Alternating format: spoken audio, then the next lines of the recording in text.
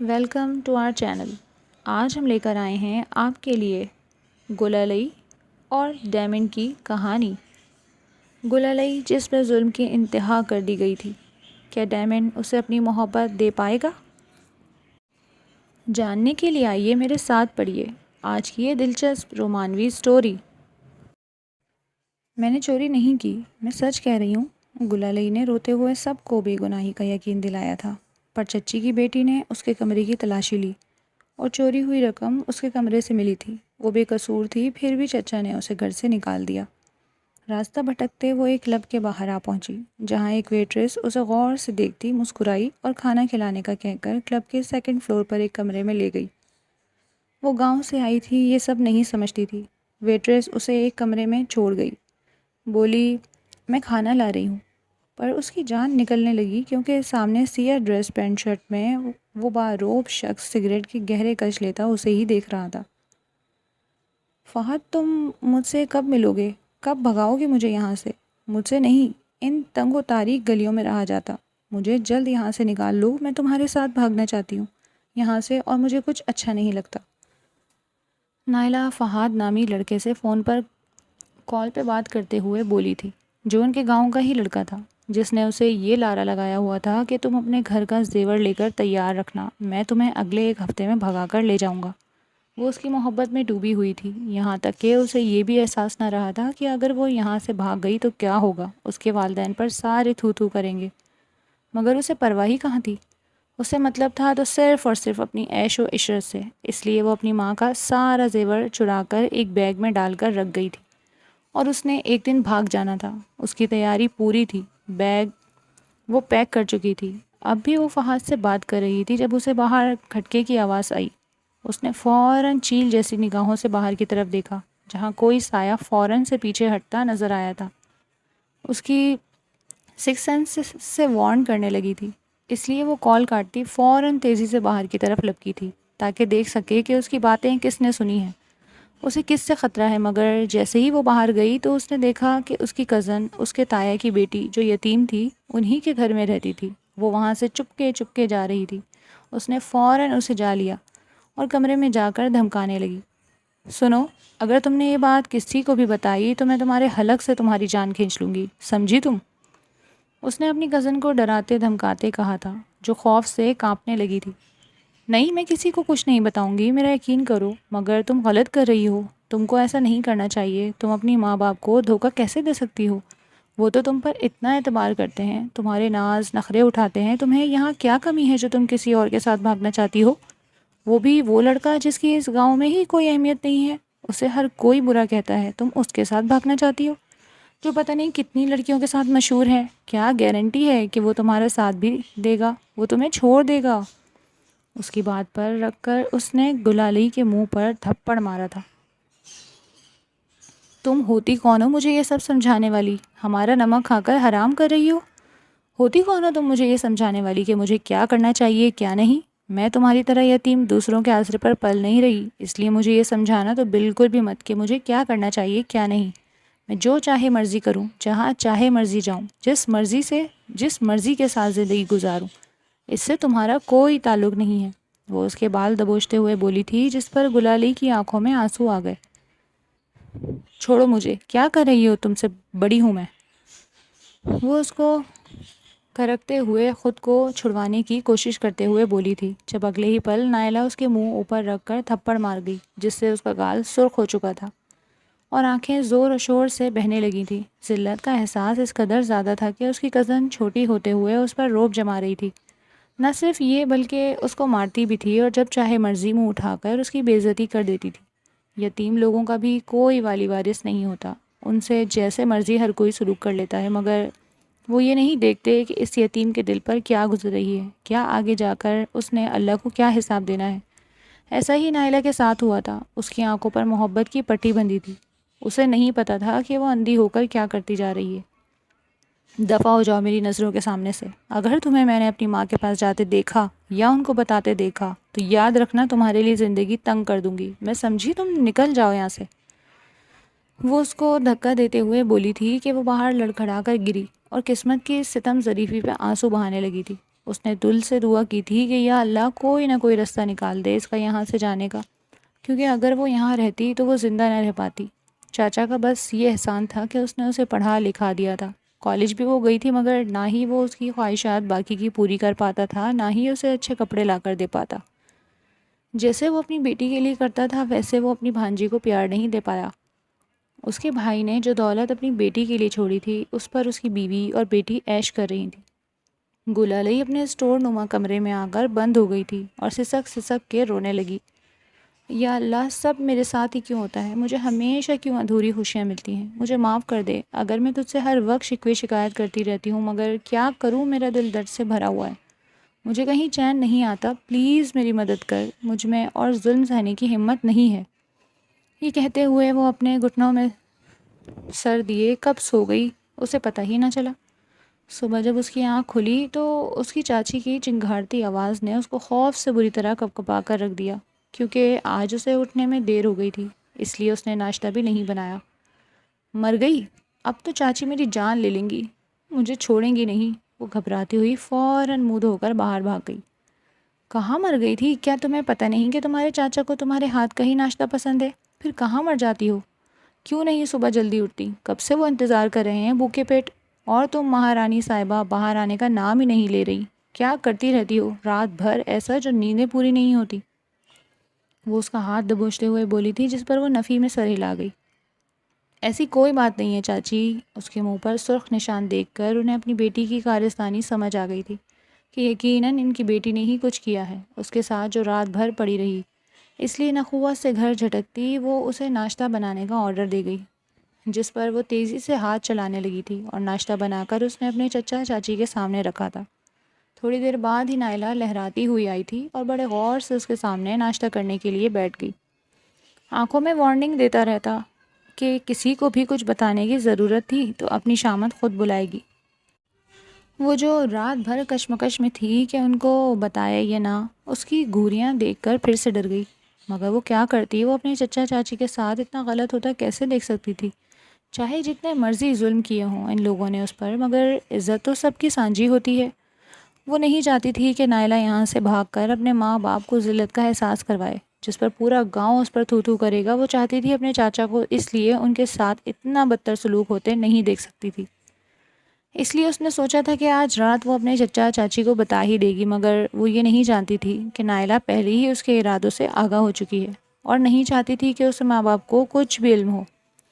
یہ لڑکی میرا بنا بنایا کھیل بگاڑ دے گی، ضرور مجھے بدنام کرنا چاہتی ہے اور یہ میرے راستے میں روڑے اٹکائے گی تاکہ میں فہد کے ساتھ بھاگ کر شادی نہ کر سکوں۔ چلتی ہے یہ میرے سے، چاہتی ہی نہیں کہ میں بھی امیر ہو جاؤں گی، اپنی محبت کے ساتھ زندگی گزار سکوں۔ اب تو دیکھ میں تیرے ساتھ کیا کرتی ہوں۔ وہ اپنے منہ پر ہاتھ پھیرتی ہوئی خود سے ہی بڑبڑائی اور آپ ہی آپ اس نے سب منصوبہ گڑھ لیا اور شور مچا دیا۔ ماں، آپ نے جو مجھے ہار دینا تھا وہ تو یہاں ہے ہی نہیں، میں پہن کے دیکھنے والی تھی مگر یہ تو خالی ہے، کہاں رکھ دیا آپ نے؟ کیا کہیں اور رکھا ہے؟ وہ اپنی ماں کے سر پر پہنچتی ہوئی چیختے ہوئے بولی، جس پر وہ حیران رہ گئی۔ ایسے کیسے ہو سکتا ہے؟ وہیں تو پڑا تھا، سارے زیورات تیرے وہیں رکھے ہیں، بنوا کے کہاں جا سکتے ہیں؟ پر تو نہیں لگ سکتے جو وہ یہاں سے اڑ جائیں گے۔ اس کے ابا بھی پریشان ہو اٹھے تھے۔ جاؤ دیکھو جا کر کہاں ہیں، اگر نہیں ملا تو پھر ڈھونڈتے ہیں مل کر۔ وہ لوگ فوراً اسے اٹھ کر الماری کے قریب گئے اور دیکھنے لگے تھے، مگر ان کو کچھ بھی نہ ملا، سارے ڈھونڈ ڈھونڈ کر تھک گئے۔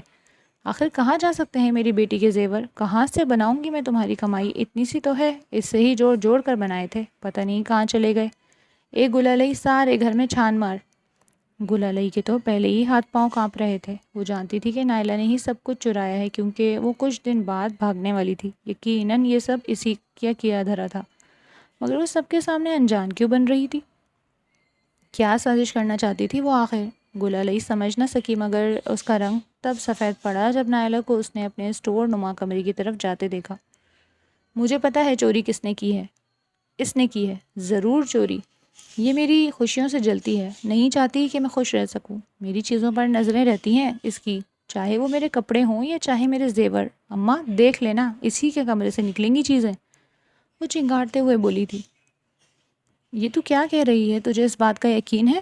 وہ فوراً حیرانی سے بولی تھی، جس پر وہ اس بات میں سر ہلا گئی۔ چاچا چاچی اور اپنی بیٹی کے پیچھے گئے تھے۔ جب گلالئی بھی کانپتی ٹانگوں سمیت وہاں آئی، نائلہ ایک ایک کر کے اس کی چیز درہم برہم کرنے لگی۔ کبھی اس کے کپڑے بکھیرتی تو کبھی ایک چارپائی سے اٹھا کر تکیے بھی نیچے بکھیرتی جا رہی تھی۔ اس کی ساری چیزیں اس نے چھان ماری اور آخرکار وہاں جو پرانی الماری بنی تھی اس کے سب سے نیچے خانے میں وہ تمام زیورات مل گئے جو اس کی چاچی نے اپنی بیٹی کے لیے بنوائے تھے۔ یہ دیکھ کر اس کی چاچی چیل کی طرح اس پر جھپٹی تھی اور اس کو مار مار کر ادموا کر دیا۔ بتا کیوں کیا ایسا تو نے؟ میری بیٹی کے زیور چوری کرنے کی کوشش بھی کیسے کی؟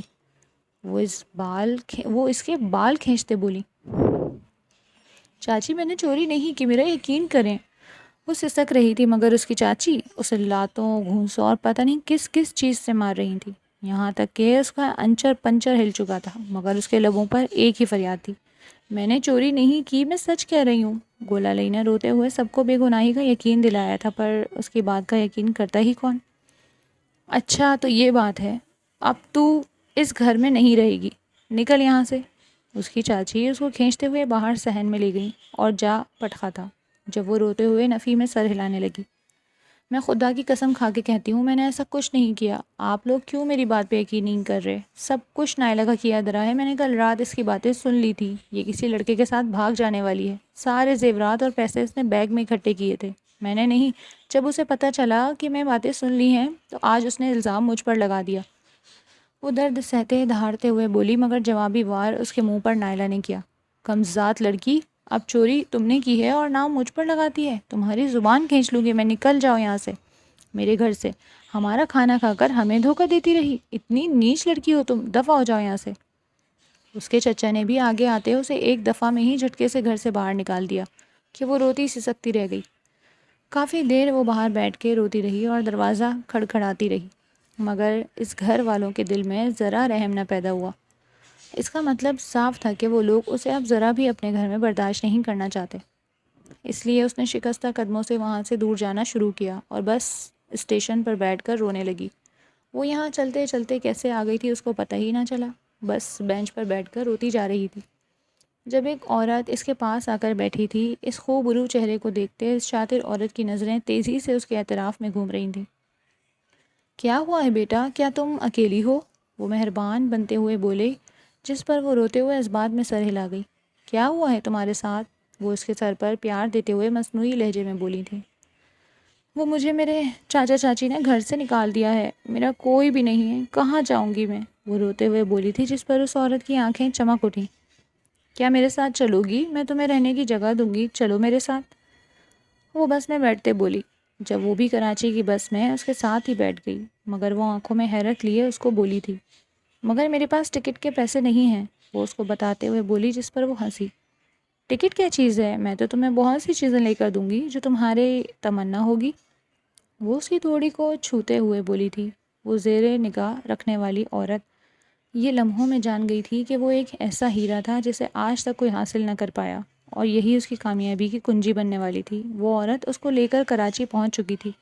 ایک رات تو وہ وہاں ہی اس کے گھر میں رہی، مگر اگلی صبح اس کے گھر کا کھانا کھاتے اسے شرمندگی ہو رہی تھی۔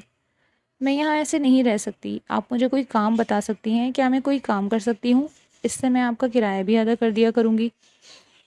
وہ اس کی طرف دیکھتے ہوئے بولی تھی، جس پر وہ آنکھیں گھما کر رہ گئی۔ ایسی کوئی بات نہیں ہے، آج رات تم چلنا میرے ساتھ، میں تمہیں ایک جگہ ویٹریس کی جاب دلوا دوں گی، وہ اس پر احسان کرنے والے انداز میں بولی۔ مگر میں نے ایسی جاب پہلے کبھی نہیں کی، کوئی ٹیچنگ وغیرہ نہیں ہے؟ اس کی بات پر وہ عورت اسے گھورنے لگی۔ کیا تمہارے پاس کوئی ڈگری وغیرہ ہے؟ لائی ہو نا، تمہارے پاس کوئی ڈگری نہ ڈاکیومنٹس، تو پھر تمہیں کسی ایکسپیرینس کے بغیر جاب کیسے مل جائے گی، بتاؤ مجھے۔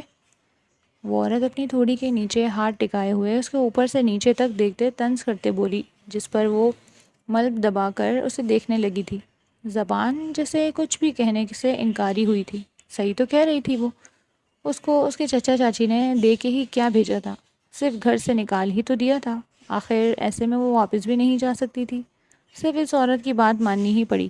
رات کو ایک نائٹ کلب کے باہر آتے اس عورت نے اس سے اندر جانے کا کہا۔ اندر جاؤ اور کاؤنٹر پہ ایک رینا نامی لڑکی ہوگی، اس سے بتانا تمہیں شازمہ نے بھیجا ہے، آگے وہ تمہیں نوکری دے دے گی اور بتا دے گی کہ کیا کرنا ہے، جاؤ اچھے بچوں کی طرح اندر۔ وہ اسے اندر دھکیلتی بولی، جس پر وہ نہ چاہتے ہوئے بھی اپنے اوپر جو دوپٹہ لیا ہوا تھا اس کو کس کر مٹھی میں بھینچ کے اندر داخل ہوئی۔ مگر اندر داخل ہوتے اس کو ایسا لگا جیسے وہ کسی اور ہی دنیا میں آ گئی تھی۔ رات کا ماحول تھا مگر اندر تو جیسے رات ابھی جوان ہوئی تھی۔ ہر طرف ڈسکو لائٹس کی روشنی تھی اور لڑکیاں نیم اریاں سی لڑکوں کے باہوں میں جھوم رہی تھیں۔ کوئی ڈرنک کر رہا تھا تو کوئی افیئر چلا رہا تھا۔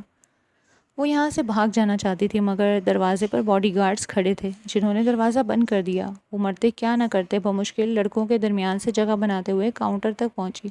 بمشکل ہی کیونکہ لڑکے اسے بڑی غلیظ نگاہوں سے دیکھ رہے تھے۔ اس بات کا اسے اچھے سے اندازہ ہو گیا تھا۔ پھر اس عورت نے اسے کس جگہ بھیج دیا تھا؟ اس نے کاؤنٹر پر موجود لڑکی کو اشارہ کرتے اپنے پاس بلایا جسے اس نے عجیب نگاہوں سے دیکھا۔ بولو کیا کہنا ہے اور کون ہو تم؟ وہ بولی۔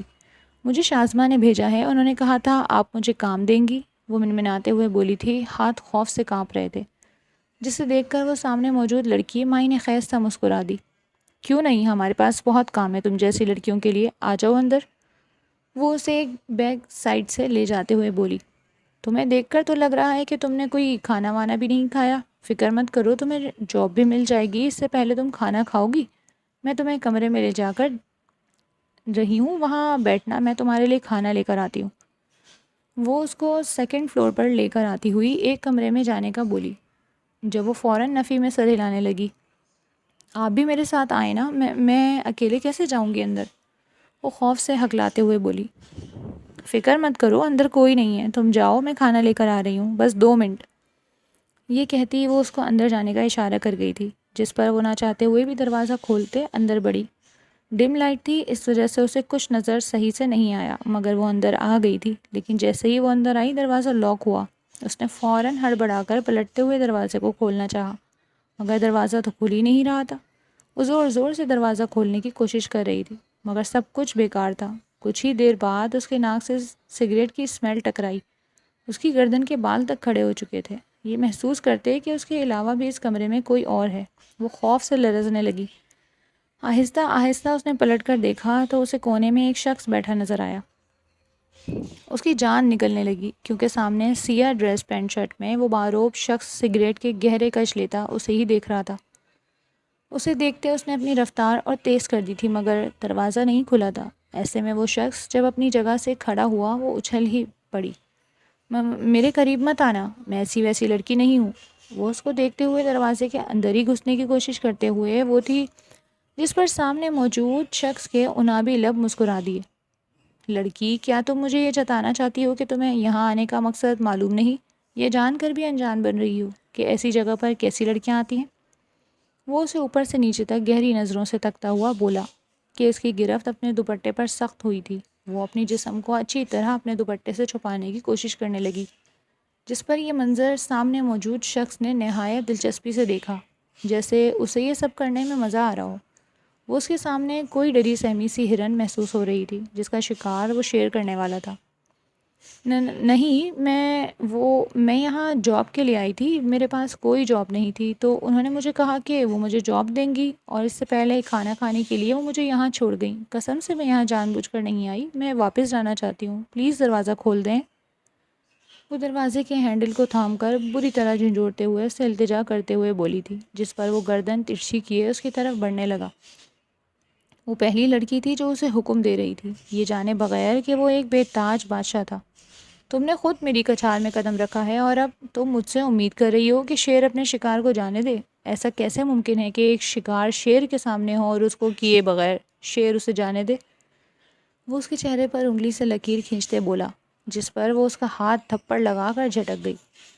آپ مجھے ہاتھ لگانے کی کوشش مت کریے گا ورنہ میں کچھ کر گزروں گی۔ وہ سائڈ پر پڑی شیشے کی بوتل کو توڑتے ہوئے اس کی جانب کرتی ہوئی بولی تھی کہ اگر اس نے اس کو کچھ بھی کرنے کی کوشش کی تو وہ اسے نقصان پہنچا دے گی۔ اس کی یہ ادا سامنے موجود شخص کے دل کو بھا گئی۔ پہلی دفعہ کوئی ایسی لڑکی دیکھی تھی جو اس کی جان لینے کی دھمکی دے رہی تھی، مگر وہ معصوم یہ نہیں جانتی تھی کہ سامنے ایک انڈر ورلڈ کا بے تاج بادشاہ کھڑا ہے جو آج تک کسی سے نہیں ڈرا۔ وہ اس پدی سے کیا ڈرتا؟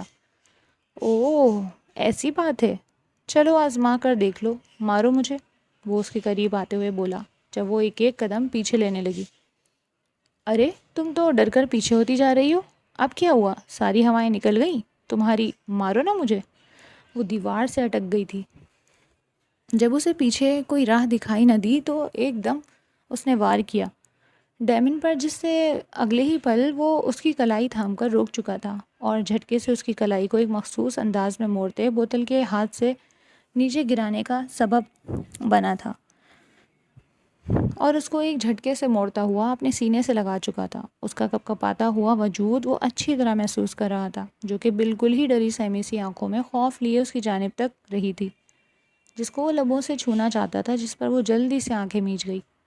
پلیز نہیں، پلیز مجھے ہاتھ مت لگائیے گا، میرے ساتھ ایسا مت کریے گا، میں آپ کے ہاتھ جوڑتی ہوں۔ وہ چیخ رہی تھی، چلا رہی تھی، جس پر جانے کیوں ڈیمن کے دل کو کچھ ہوا۔ اگلے ہی پل وہ اس کو چھوڑ گیا تھا جھٹکے سے، اور دوبارہ جا کر صوفے پر بیٹھ گیا اور ٹانگ پر ٹانگ رکھے اس کی جانب دیکھنے لگا۔ ٹھیک ہے، نہیں کہتا کچھ میں تمہیں، لیکن تم اپنے آنے کا مقصد صاف صاف بتا دو، کیونکہ یہاں سے وہی لڑکیاں آتی ہیں جو دوسروں کی راتیں رنگین کرنے آتی ہیں یا انہیں اپنی طرف لبھانے کے لیے آتی ہیں، اور تم کہہ رہی ہو کہ تم یہاں کسی مقصد سے نہیں آئی، میں ٹھیک کہہ رہا ہوں نا؟ اس کی بات پر وہ زور و شور سے اس بات میں سر ہلانے لگی تھی۔ آنکھوں سے آنسو کے موتی ٹوٹ ٹوٹ کر چہرے پر بکھرتے جا رہے تھے۔ ڈیمن یہ منظر دیکھ کر میسمرائز ہوا۔ اس نے نقلی آنسو تو کافی دیکھے تھے، مگر یوں اصلی آنسو خوف کے باعث نکلتے اس نے کسی لڑکی کے پہلی بار دیکھے تھے، جو اسے بری طرح اپنی جانب اٹریکٹ کر رہے تھے۔ تمہیں جاب چاہیے، یہی کہا ہے نا تم نے؟ وہ اس کی جانب دیکھتے ہوئے بولی، جس پر وہ زور و شور سے اس بات میں سر ہلا گئی۔ ٹھیک ہے، میں تمہیں جاب دینے کے لیے تیار ہوں، جو تمہاری عزت کو داؤ پر نہیں لگائے گی، مگر تمہیں صاف صاف مجھے شروع سے لے کر اب تک یہاں آنے کی کہانی بتانی ہوگی۔ اگر تم نے اندر ذرا سی بھی جھوٹ کی ملاوٹ کی تو یاد رکھنا تم یہاں سے سلامت نہیں جا پاؤ گی۔ اس کے لہجے میں ایسی تنبیہ تھی کہ وہ اپنے ہاتھوں کو بری طرح مسلنے لگی۔ ڈر لگ رہا تھا، اس شخص سے پہلی بار اس نے کسی آدمی کی ایسی اندر تک گہری اترتی ہوئی نظریں دیکھی تھی، جس سے اس کو خوف محسوس ہو رہا تھا، مگر اپنی جان بچانے کے لیے اس نے فر سارا سچ بتا دیا کہ کیسے وہ گھر سے نکل گئی، کیسے اسے ایک عورت ملی اور وہ اپنے گھر لے گئی، اور آج وہ یہاں اسے کلب میں چھوڑ گئی تھی۔ اس پر شروع سے ظلم ہوتے آ رہے تھے، یہ جان کر اس کے دل میں چبھن سی ہوئی۔ وہ اس لڑکی کو دیکھ کر رہ گیا۔ کیا وہ واقعی اتنی پاگل اور معصوم تھی یا بن رہی تھی؟ کیا اس کو یہ ذرا سی بھی سمجھ نہیں آئی کہ وہ عورت اسے یہاں بیچ گئی اور وہ اطمینان سے یہاں کھانا کھانے چلی آئی؟ ڈیمن کا دل کیا اس لڑکی کا دماغ ٹھکانے لگا دے، جس کو ابھی تک معلوم نہیں ہوا تھا کہ وہ بک چکی ہے۔ وہ اپنے سر کو 2 انگلیوں سے مسلتے ہوئے اس کی جانب دیکھ کر رہ گیا اور سگار کا ایک کش بھرا، اور ٹانگ پر ٹانگ رکھتے بازو پیچھے صوفے پر ٹکاتے ہوئے اس کی طرف دیکھتے ہوئے بولا، لڑکی تم واقعی اتنی معصوم ہو یا بن رہی ہو؟ کیا تمہیں واقعی نہیں معلوم کہ وہ عورت تمہارے ساتھ کیا کھیل گئی؟ وہ اس کی جانب دیکھتا ہوا تندی بھری نظروں سے بولا، جس پر وہ نفی میں سر ہلا گئی۔ کیا کہہ رہے ہیں آپ؟ کون سی عورت؟ وہ آنکھیں پھاڑ اسے دیکھ کر کہنے لگی، وہی عورت جو تمہیں تمہارے گاؤں سے یہاں تک لے کر آئی، وہ عورت تمہیں یہاں اس کلب میں بیچ گئی ہے، تمہیں ابھی تک معلوم نہیں ہوا؟ اس کی بات پر سامنے موجود گلالی کی آنکھیں پھٹی کی پھٹی رہ گئی تھیں۔ یہ کیا کہہ رہا تھا وہ شخص؟ وہ عورت تو اس کی محسن تھی، اسے جاب دلانے کا وعدہ کیا تھا اور گھر میں جگہ بھی دی تھی، تو پھر کیسے اس نے اس کو یہاں بیچ دیا تھا؟ یہ سن کر وہ بری طرح رونے لگی۔ یہ آپ کیا کہہ رہے ہیں؟ اب میں کہاں جاؤں گی؟ میں یہاں نہیں رہ سکتی، میں کسی کی رکھیل نہیں بن سکتی، میں ایسے نہیں ہوں، پلیز مجھے بچا لیجئے، آپ جو کہیں گے میں کرنے کے لیے تیار ہوں، پلیز مجھے اس گندی جگہ سے نکال کر لے جائیے گا۔ وہ اس کے سامنے نیچے بیٹھتی ہوئی ہاتھ جوڑتے ہوئے بولی، جس پر جانے کیوں اس سنگ دل ڈیمن کو جیسے آج تک کسی پر رحم نہ آیا تھا، ہر کسی کو وہ جوتے کی نوک پر رکھتا تھا یا بندوق کی نوک پر، آج اسے ایک ایسی لڑکی جو انجان تھی، کبھی اس سے ملی بھی نہیں تھی، اس پر رحم آ رہا تھا۔ رحم لفظ ڈیمن کی ڈکشنری میں نہ تھا، مگر سامنے موجود لڑکی بار بار اسے اپنی جانب متوجہ کر رہی تھی، اور سب سے بڑی بات یہ تھی کہ وہ اپنی معصومیت سے اسے اپنی جانب مائل کر رہی تھی، نہ کہ اپنے حسن کو ہتھیار بنا کر۔ اچھا، تو تم کچھ بھی کرنے کے لیے تیار ہو؟ میرے لیے کچھ بھی؟ مطلب کچھ بھی؟ وہ حیرت زدہ سا اسے دیکھ کر بولا۔ ابھی وہ لڑکی کہہ رہی تھی کہ اسے اپنی عزت بچانی تھی، اور دوسری طرف وہ اس کو کہہ رہی تھی کہ وہ جو کچھ کہے گا وہ کرنے کے لیے تیار ہے۔ اس کی بات سمجھتے وہ فوراً نفی میں سر مارنے لگی۔ نہیں، میرا مطلب وہ نہیں، اپنی عزت کے علاوہ آپ جو مجھے کام کہیں گے وہ میں کرنے کے لیے تیار ہوں۔ وہ اس کی طرف دیکھتے ہوئے اسے جتاتے ہوئے بولی، جس پر وہ کھلکھلا کر ہنس دیا، اور وہ 2 پل کے لیے سمرائز ہوئی تھی۔ شاید ہی اس نے کسی آدمی کی اتنی خوبصورت ہنسی دیکھی تھی جتنی اس وقت سامنے موجود شخص کی لگ رہی تھی۔ تو پھر بتاؤ کیا کیا کر سکتی ہو تم؟ وہ اس کو دیکھتے ہوئے بولا، جانچتی ہوئی نظروں سے کہ اب وہ اس سوال کا کیا جواب دے گی۔ میں برتن بھی دھو لیتی ہوں، کپڑے بھی پریس کر لیتی ہوں، کھانا بھی بنا لیتی ہوں، ایسے بہت سے کام کر لیتی ہوں، مجھے پلیز جاب دے دیجیے، آپ جو کہیں گے میں کرنے کے لیے تیار ہوں۔ وہ اس کو دیکھ کر رہ گیا، وہ کیا سوچ رہا تھا اور وہ کیا بول رہی تھی۔ اسے اپنی سوچ پر ہی ہنسی آئی، جس پر وہ ایک دم اٹھا، اس کے قریب آنے لگا، جس پر وہ کسی خرگوش کی طرح سہمے ہوئے پیچھے دبکنے کی کوشش کرنے لگی تھی۔ ٹھیک ہے، میں تمہیں اپنی پرسنل سیکریٹری اپوائنٹ کر رہا ہوں، تمہارا کام مجھے سرو کرنا ہے، تو میرے لیے کھانا بناؤ گی اور جو چیز مجھے چاہیے ہوگی وہ مجھے لا کر دو گی، بولو منظور ہے؟ اس کے بدلے میں تمہاری عزت کی حفاظت کروں گا۔ وہ اسے ایسے لہجے میں بولا تھا کہ وہ اس کو دیکھ کر رہ گئی، اس کے لہجے میں کہیں سے بھی جھوٹ کی آمیزش معلوم نہیں ہوئی تھی۔ اس کی بات پر اس نے اپنا سر خم کیا۔ ٹھیک ہے، مجھے منظور ہے، وہ اپنے ہاتھوں کو مسلتے ہوئے بولی، جس پر ڈیمن نے اس کے ہاتھوں کو دیکھ کر اسی کے ہاتھوں سے چھڑایا۔ یہ مت کرو، مجھے یہ سب پسند نہیں، تم میری سیکریٹری بننے جا رہی ہو تو تمہیں کانفیڈنٹ بننا پڑے گا، یہ بات بات پر سر جھکانا اور معافی مانگنا تمہیں زیب نہیں دیتا، کیونکہ تم اب سے ڈیمن کی خاص بندی ہو۔ اس نے ملازم لفظ کہنے سے گریز کیا، کیونکہ وہ اسے ملازم سمجھتا نہیں تھا، لیکن اس لڑکی کو اپنے قریب رکھنا چاہتا تھا، اس لیے اس کو یہی جاب فی الحال مناسب لگی، جسے لے کر وہ اس کلب کے عالیشان کمرے سے باہر نکلا تھا۔ سر، آپ اس کو کہاں لے جا رہے ہیں؟ جیسے ہی وہ اس کو لے کر نکلنے لگا، رینا اپنے ہاتھ سے سونے کی مرغی کو جاتا دیکھ کر فوراً بوکھلاتے ہوئے بولی، جس پر وہ اس کو ایک ہی نظر دیکھ کر رہ گیا کہ وہ بری طرح خوف سے کانپنے لگی۔ اپنے کام سے کام رکھو، جس کام کے لیے تم نے اسے اندر بھیجا تھا اسی کام کے لیے میں تمہیں ہر ایک کمرے میں بھیجوں گا، سمجھ گئی تم؟ وہ ایک دم دھاڑ کر بولا تھا کہ وہ خوف سے پیچھے ہٹ گئی، جبکہ وہ اس کا دبنگ انداز دیکھنے لگی تھی۔ کیا وہ کوئی ایسی شخصیت تھا جس سے ہر کوئی ڈرتا تھا اور دور رہتا تھا؟ وہ محض سوچ کر رہ گئی اور سر جھکاتے اس کے پیچھے چلنے لگی۔ اس کے اشارے کرنے پر جیسے ہی وہ گاڑی میں بیٹھا، وہ دیکھنے لگی باہر کھڑی ہو کر کہ وہ کہاں بیٹھے گی۔ جب ڈیمن نے اسے اندر آنے کا اشارہ کیا، وہ اس کے ساتھ ہی بیٹھے، جس پر ہچکچاتے وہ گاڑی کا دروازہ کھولتے اس کے ساتھ ہی اندر بیٹھ گئی۔ کچھ ہی دیر میں وہ اسے اپنے عالی شان بنگلے میں لے آیا تھا، جہاں پہلے ہی اس کے خاص ملازم موجود تھے۔ جیسے ہی وہ گاڑی سے اترے، وہ اسے لیے اپنے پیچھے چلنے لگا، جب وہ اتنی بڑی عمارت کو دیکھ کر منہ کھولے دیکھنے لگی تھی۔ کیا وہ شخص اتنا امیر کبیر شخص تھا کہ اتنے بڑے گھر میں رہتا تھا؟ وہ اپنے تجسس کے ہاتھوں مجبور ہو کر اسے سوال کر گئی، سر کیا آپ اس گھر میں اکیلے رہتے ہیں یا آپ کا پورا خاندان؟ وہ آنکھیں گھما کر اس گھر کو دیکھتے ہوئے پوچھنے لگی تھی، جس پر وہ اس کی کم عقلی پر محض مسکرا کر رہ گیا۔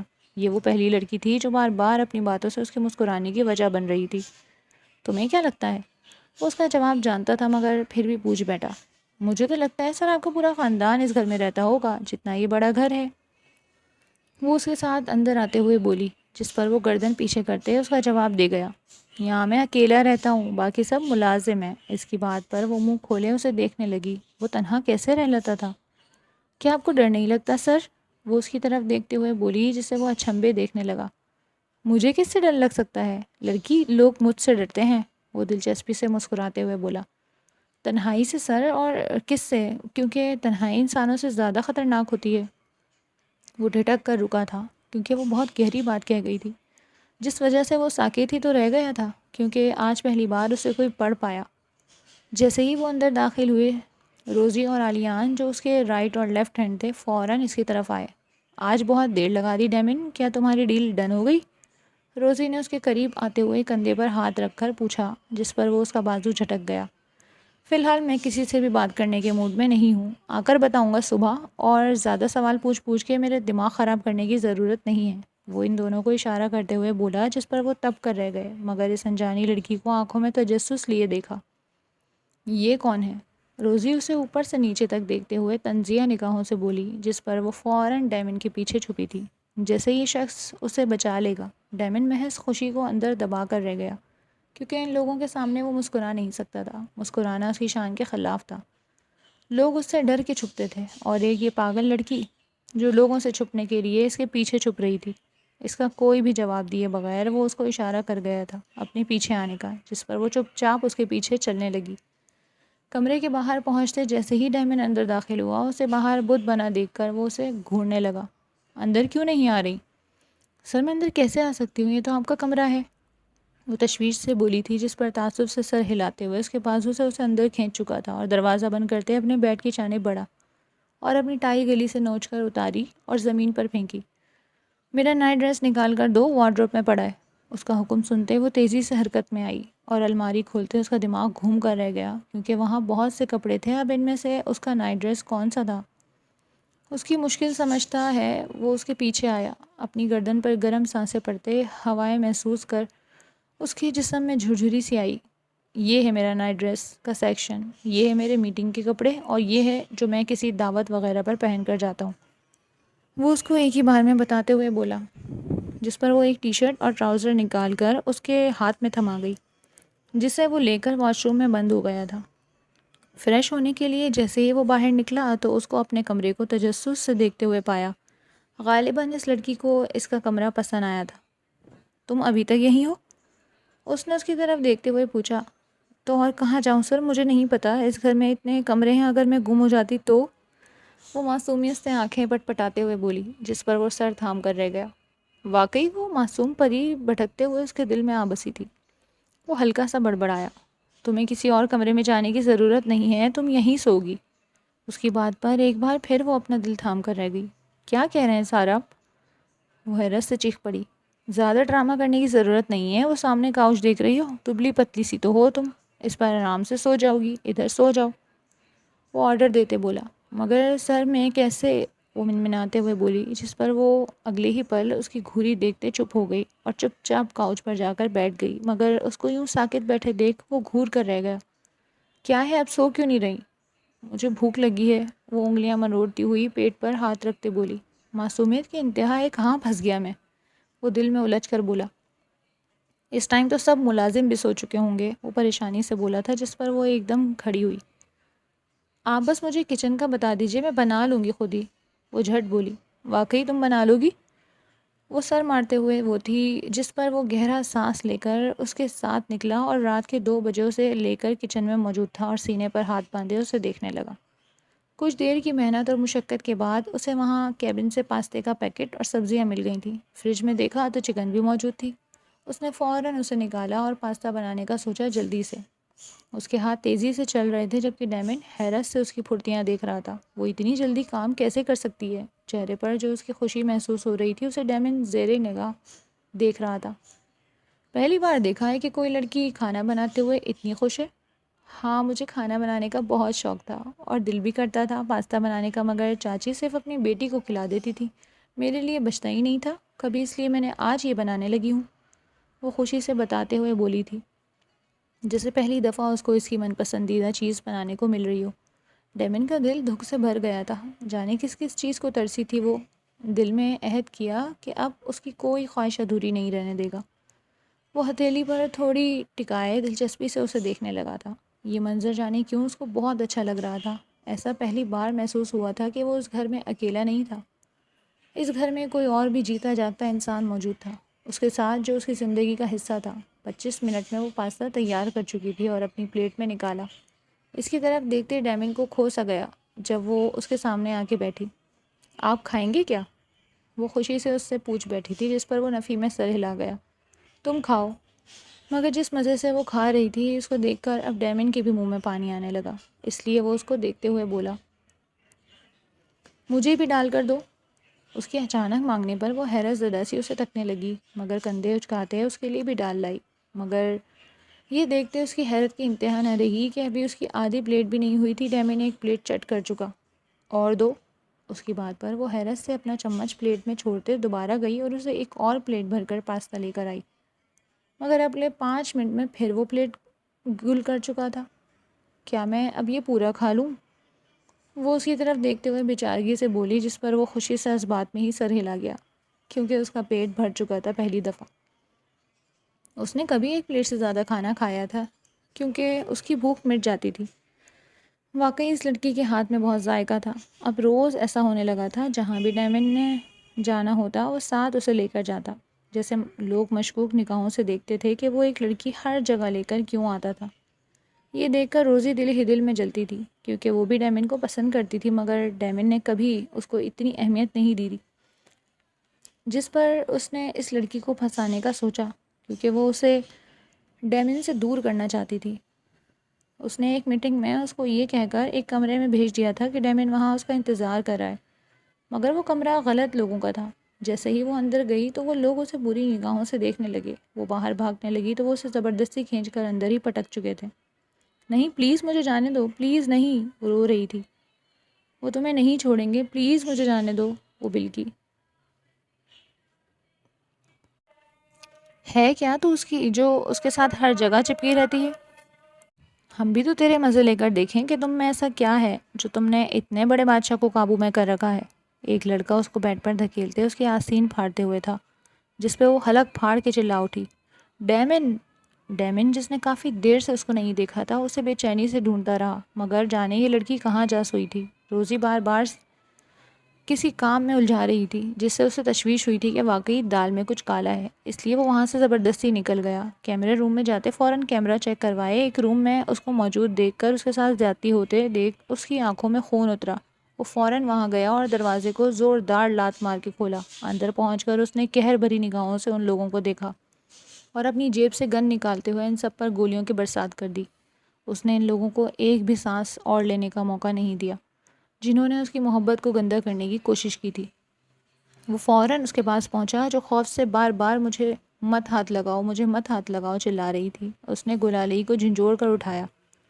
تم ٹھیک ہو گلالئی؟ تمہیں کچھ نہیں ہوا اور نہ ہی میں تمہیں کچھ ہونے دوں گا، وہ اسے اپنے سینے میں بھیجتے بولا، جس پر اس کی شرٹ تھامتے وہ رو دی بلک بلک کر۔ میری طرف دیکھو، میری آنکھوں میں، وہ اس کو جھنجھوڑ کر بولا تھا، جس پر اس نے روتی ہوئی آنکھوں سے اسے دیکھا۔ میں جانتا ہوں کہ میں بہت برا سہی، اچھے کام نہیں، لیکن وعدہ کرتا ہوں تمہارے لیے تمہارے سارے کام چھوڑ دوں گا۔ بولو میری زندگی میں میری ہمسفر بننا چاہو گی؟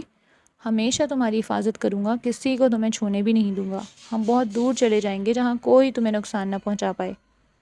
وہ پیار سے اس کے آنسو صاف کرتے ہوئے اس کے بال سمیٹتے بولا، جس پر وہ اس بات میں سر ہلا گئی۔ اتنے عرصے اس کے ساتھ رہتے یہ تو جان گئی تھی کہ اس کی بری نیت نہیں تھی، وہ ہمیشہ اس کا احترام کرتا تھا، اور پھر اسے کیا چاہیے تھا؟ ایک اپنا محافظ، اور وہ بھی تو اس سے محبت کرنے لگی تھی۔ اس کی بات بات پہ کیئر کرنا، اس کے لیے اتنی چیزیں لانا اور اسے غلط بات پر ڈانٹنا، ایسا سب کون کرتا تھا؟ اس کے لیے کبھی بھی تو نہیں کیا تھا کسی نے، اس کے لیے اتنا جتنا وہ کر پاتا، پھر وہ اسے کیوں کرنا اپناتی؟ وہ سر اس بات میں ہلاتے حامی بھر گئی تھی، جس پر وہ نم آنکھوں سے مسکرا دیا تھا۔ پہلی بار زندگی میں شاید اسے اتنی خوشی نصیب ہوئی تھی۔ اسے لیتے وہاں سے چلا گیا تھا۔ اپنی شادی کے بعد وہ لوگ اب ہانگ کانگ ہنی مون پر آئے تھے، جہاں وہ خوشی سے کھلکھلاتی نہیں تھکتی تھی، اور اسے دیکھ کر ڈیمن کے چہرے پر مسکراہٹ نہیں جاتی۔ چلو اندر، اب ٹھنڈ میں جمنے کا ارادہ ہے کیا؟ وہ اسے اپنی باہوں میں بھرتا بولا۔ ہاں نا، تو اور کیا، مجھے ٹھنڈ بہت ہے، وہ اپنی سرخ ناک سے سوں سوں کرتے بولی، جس پر لب رکھے تھے اس نے۔ اور مجھے تم، وہ اس کی گردن میں منہ گھساتے بولا تو کھلکھلا کر ہنس دی۔ آپ ساتھ ہیں تو میں ہمیشہ خوش رہوں گی، وہ اس کی گردن میں باہیں ڈالتی جگمگاتی آنکھوں سے بولی۔ اور جب تک تم ساتھ ہو میری سانسیں چلتی رہیں گی، وہ اس کی آنکھوں پر لب رکھتے بولا تھا، جس پر وہ سکون سے اس کی غربت محسوس کرنے لگی تھی۔ دوسری طرف نائلہ گھر سے بھاگ گئی تھی۔ اس کے ایک ہفتے جانے کے بعد سے ہی اس کے ماں باپ اس کے بھاگنے کی وجہ سے کسی کو شرم سے منہ نہ دکھا پائے، جبکہ اس کا باپ باہر کی باتیں سن سن کر جلد ہی اپنی زندگی سے ہاتھ دھو بیٹھا تھا، اور اس کی ماں پاگل ہو چکی تھی اپنے شوہر کے جانے کے غم میں، اور اپنی بیٹی کے دوبارہ پلٹ کر نہ آنے کے غم میں۔ اس کو پاگل کر دیا تھا کہ وہ ہر کسی لڑکی کو گلالئی سمجھ کر ان کے پیچھے بھاگ آتی اور اس سے معافی مانگتی رہتی، جس پر وہ لوگ اسے پتھر مارتے کیونکہ وہ ان کے پیچھے پڑ جایا کرتی تھی۔ دوسری طرف نائلہ جو فہد کے ساتھ بھاگ کر گئی تھی، فہد نے اسے ایک ہفتہ استعمال کرنے کے بعد بیچ دیا، جس پر وہ کوٹھی کی ایک رکھیل بن چکی تھی، جسے ہر کوئی اپنے مطلب کے مطابق استعمال کرتا اور پھینک جاتا۔ وہ اپنی قسمت پر جتنا روتی اتنا کم تھا۔ اس کے دل میں خواہش ہر بار جاگتی کہ وہ گلالئی سے مل کر معافی مانگتی، لیکن وقت ہاتھ سے نکل چکا تھا۔ ہر کسی کو قسمت گناہوں کا کفارہ ادا کرنے کا موقع نہیں دیتی، اسی طرح نائلہ کے ساتھ بھی ہوا تھا۔ تو یہ تھی آج کی کہانی، گلالئی اور ڈیمن کی کہانی،